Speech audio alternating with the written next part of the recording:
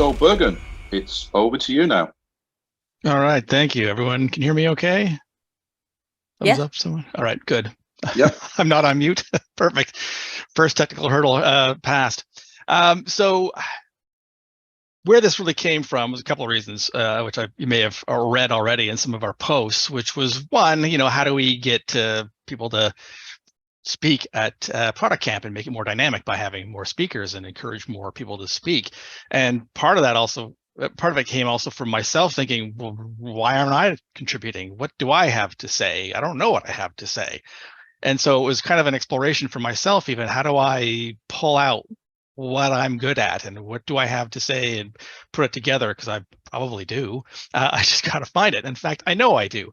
And including even this topic. So that's kind of where this came from. So, and as Andrew said, it's not necessarily for Product Camp, it's for use for any time, but I thought I would go through it. And then also the idea behind this week is to not only encourage you to be better and encourage you to step out and advance your career, perhaps by putting yourselves out there and communicating what you know, but also just to network, because we haven't done that really in a while. So, and that's an important part of the OPMMA. So if you're trying to think about, what you can talk about, obviously you're going to start with, what have you done? So what processes have you created? I'm sure we've all gone into a job where things work in an interesting way, and maybe you've built a new way of doing it or fixed a process. In terms of structuring, for myself, it's how does a product launch work? I've got a whole new, product management team. They have their style of working. Can I change it? Did I change it?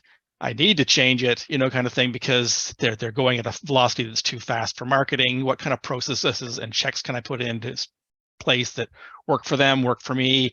Maybe there's something in that story that I can share. Same for maybe you've learned something. Maybe you're using LinkedIn Learning, or you've attended a bunch of other sessions. There's no reason why you can't essentially repeat what you've learned, condense it into a nugget, and share that as well. So you don't have to feel like you're the expert. You can certainly, use some learning from other people. Talk a bit more about that one in a minute. And then the last, specialization. So I worked at a company. I worked at a company called Titus, which I bought. I was one of 3 product marketers, and we all had a different specialization. One was focused on competitive intel and our positioning versus the market out there. One was focused on the product launches, so working with the PM team and doing the product launches and getting that set up. And my primary role was sales enablement. So it was creating content, creating tools for the sales team, and helping the sales team where needed to win. So we all worked together, but we all had our own specialization. So I'm sure I have something that I can contribute on content creation and managing sales enablement. And then, of course, who I am, part of what even kind of made us specialize a little bit was our individual paths. I was a good fit for sales enablement because my background is in sales. So I have an English degree. I did sales for a long time. I worked at a small company, got into marketing that way because we didn't have any marketing. I started creating it, started doing product marketing without knowing what it even was, and then became a product marketer. So I liked it better than selling. I wasn't that good at selling, frankly. So everyone has a different path. One of my colleagues, they have an engineering degree, completely different path to becoming a product marketer. So you have a perspective. So is there a way you can, if you're looking for an idea, what's unique about my perspective as a salesperson that I can bring to product marketing or even product management to say, hey, when you're doing product stuff, there's some things that you potentially forget to consider about how sales sell or their processes that maybe you should consider before committing to a product or whatever it is, or committing to a certain launch plan.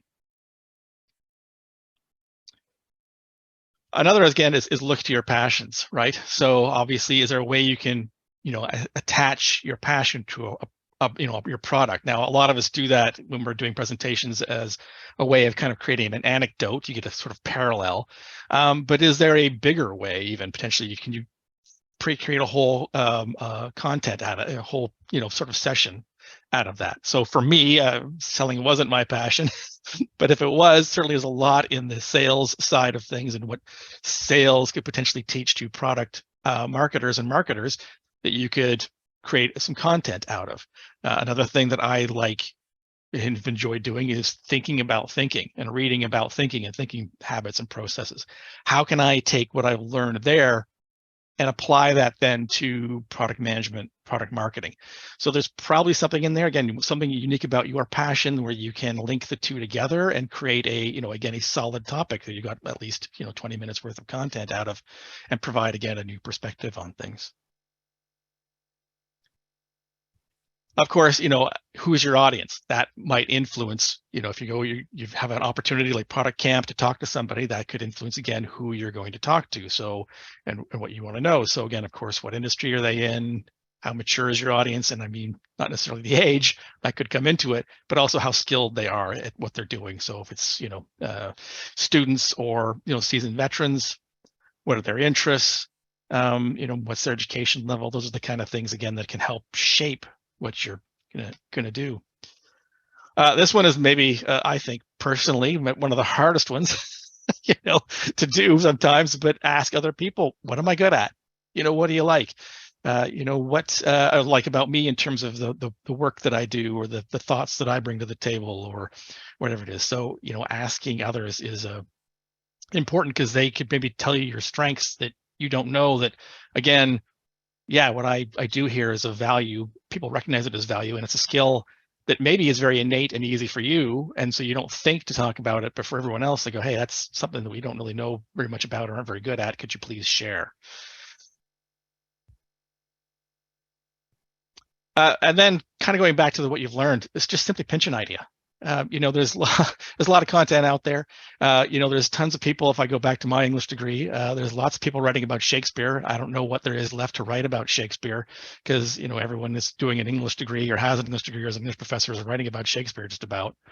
But there's still lots to talk about. And I'm sure you've maybe been to a seminar or a session or heard someone speak, and you've kind of gone, wait a minute, that little point they made there is like a whole topic in and of itself. And you could dive into that. So you could sort of start from an idea there and just expand on one idea in there. Or again, just take something else that someone else has said that, again, maybe you disagree with, have a different perspective, but go out there and look around at what you kind of are interested in, steal an idea, and create something new out of it. Move ahead here. Those are just, again, some ways of thinking about getting it or finding an idea for yourself. So next thing I want to talk about is how to present those ideas in a way that is impactful and kind of fun, and interesting, and gets you those kudos and pats on the back that you want, not only for good content, but good presentation that people will remember. So a rule from Apple has a whole bunch of these little rules about good presentations, is 10 slides in 20 minutes, 30-point font. That one is really important, to me anyway, as someone who's getting a little older and it's getting hard to see, especially if you are doing these live and you're not looking at your 28-inch monitor, but you're in the back of a room and it's lit up, and so the screen is kind of dim and the text is really small because some designer did a beautiful piece of artwork, but gosh, you can't read it. That's important. 10 slides, again, just trying to help keep you focused so we don't get kind of overdone on the slides. And again, of course, trying to keep it focused in like 20 minutes. So that's what I'm trying to do here today too. We'll see how I do. The chunking rule.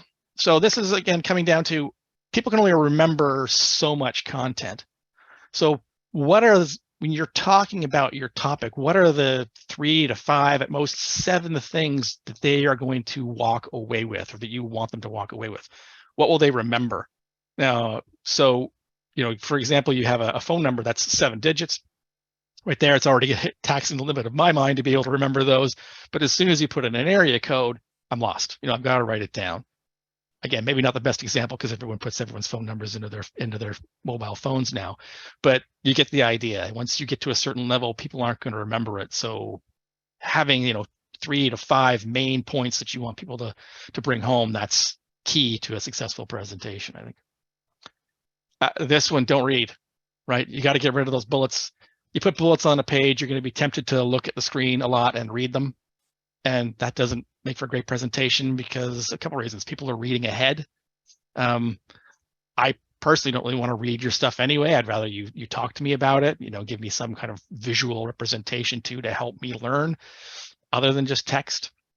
So you want to be engaged with your audience and be engaging. And when you're, turned looking back all the time to read your text, it doesn't work. And so, yes, this means that you've got to practice your presentation as much as possible. You need to rehearse. You need to plan what you say. And also, it means you're going to have to spend more time crafting the slides. So if I'm going to reduce the text as much as possible and get it down, I need to figure out, how to do that in a way that's meaningful still on the slide, but also I can still speak to it in case I need some, some cheat notes.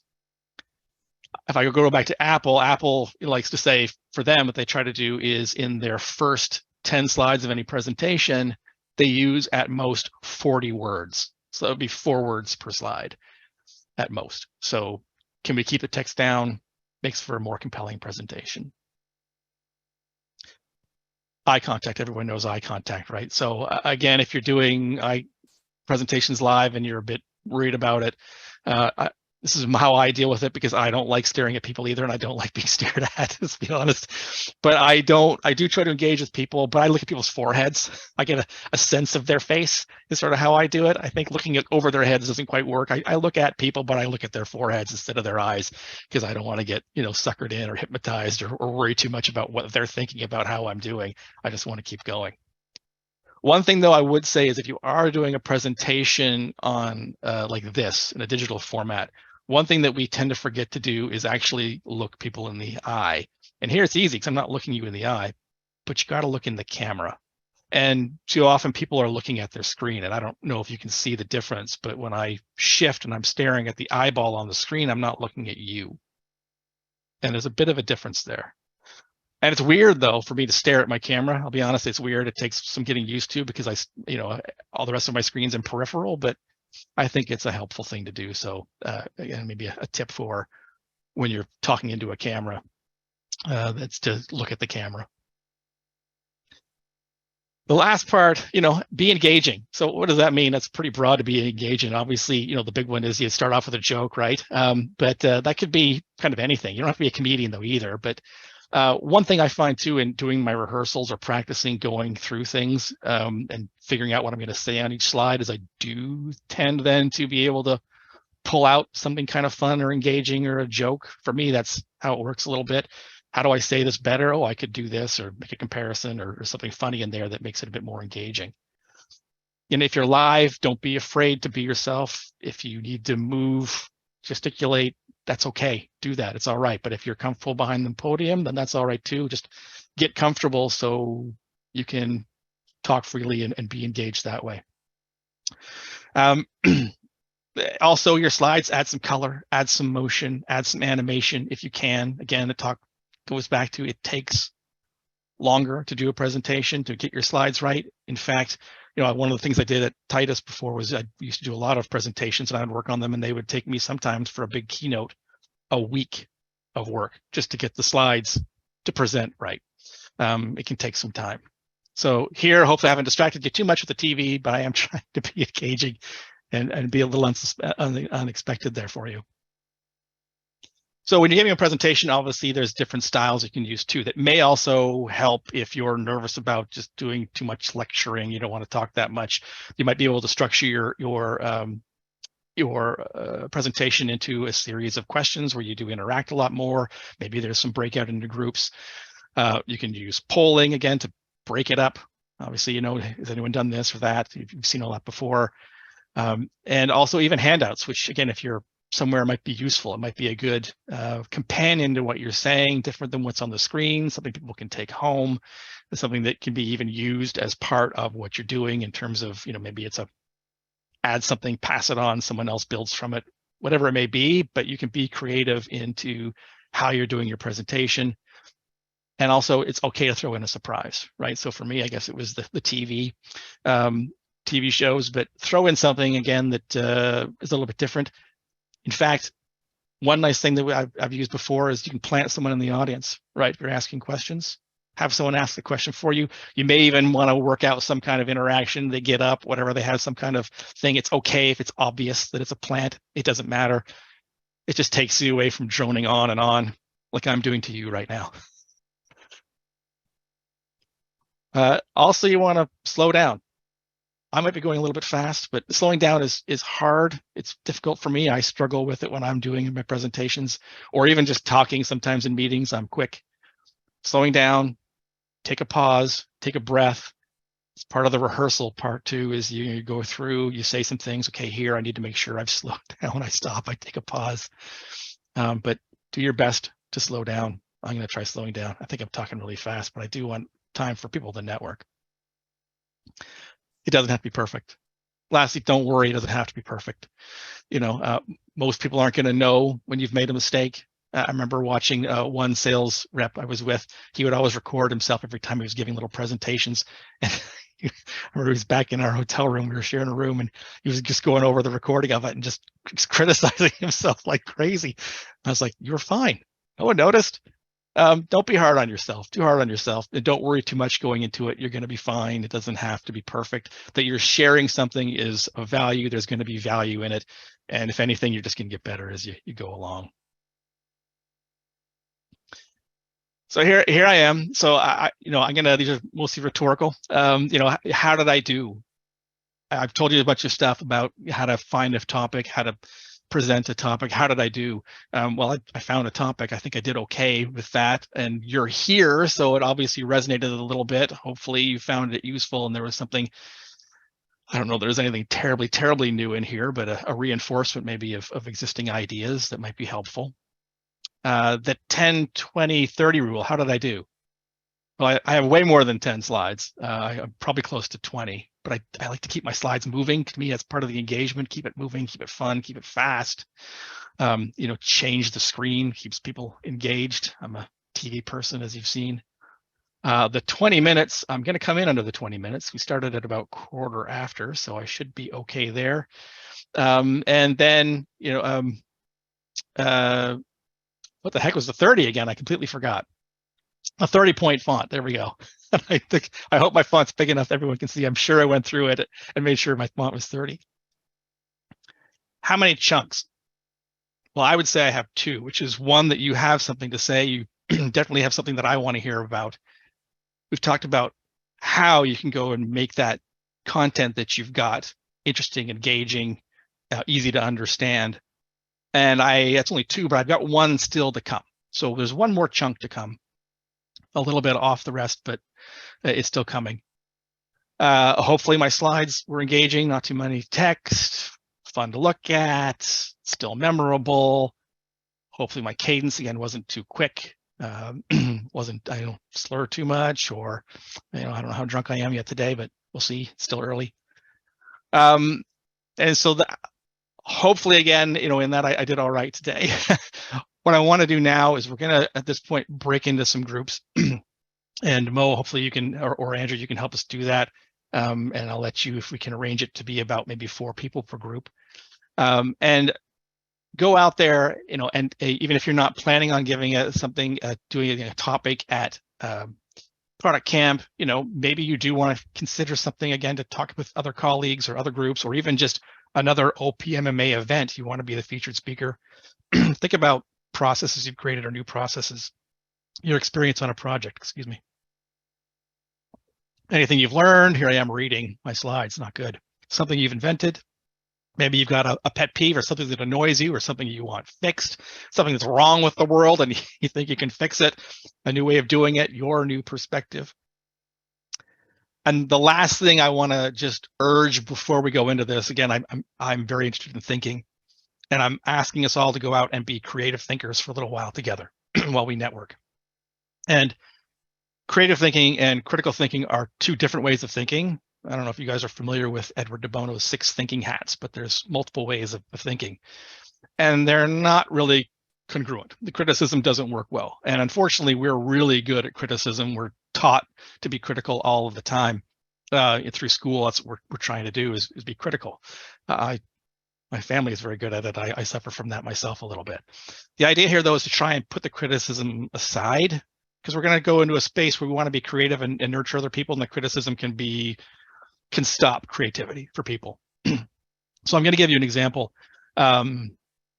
Let's imagine. So one of the ways of being creative is to intentionally throw a problem in front of you. Say something kind of weird and dumb, and that is obviously doesn't make sense. So example, cars should have square wheels. The critical part of you is that it immediately dismisses that as being stupid. But if you're going to think creatively, you say, okay, I'm stuck with square wheels. How do I address this? It's going to be really uncomfortable to be in that car. I'm going to be going up and down like crazy. How do I solve that? Well, what if I have a suspension system that knows that's going to happen and can predict it? And so we'll adjust according to how when the wheels go, flat onto the square spot, so I don't go thump down the road. And from that came, invention of predictive suspension. Knowing when a pothole is coming and adjusting the suspension to compensate for the road surfaces. So that's a way to get to creativity. So the critical part of you might have thrown away, this piece that got you to a new creative discovery. And so right now we're trying to discover, we're all going to sit there and trying to discover and talk with each other about, hey, I have this idea. What do you think of that? Or does anyone have anything they want to contribute or whatever? So I'd urge you to try and just stay in a creative space and not a critical space, and make it easy. Another thing I want to stress too, if you don't feel like you want to share a creative idea you've got, don't. You don't have to. No one has to. It's better you feel comfortable and share it in a place you might feel a bit more safe if you want to. That's okay too. Again, I'm sure no one here is going to try and step on anybody, but who knows, something might happen by accident, or maybe you're sensitive to it, or maybe you've got a really good idea you want to keep for yourself for a while. That's okay too. But don't feel you have to. Again, this is some networking and hopefully some fun. So that's it for me right now. So if Mo or Andrew, you can break us into some. Yeah, moves. I think Mo's going to take care of that. Just thanks, Bergen. That was very illuminating. Very good presentation there. Some great pointers. I actually like the one about the point size. There's a video that I like to show from a guy called Guy Kawasaki. He used to be a design engineer at Apple one time, and he talks about the font, and he says the font should be half the size of the age of your audience. So if you're speaking to 60-year-olds, it's 30 font. If you're speaking to 50-year-olds, it's 25. And he says, God help you if you ever do a presentation to 16-year-olds. But yeah, certainly some very good pointers there. And the lesson for all of us is actually you don't have to be the originator or the subject matter expert. It's all about sharing. And if you've just learned something and it's fresh in your mind and you're excited about it, then why not share it? There's some great stuff out there to share.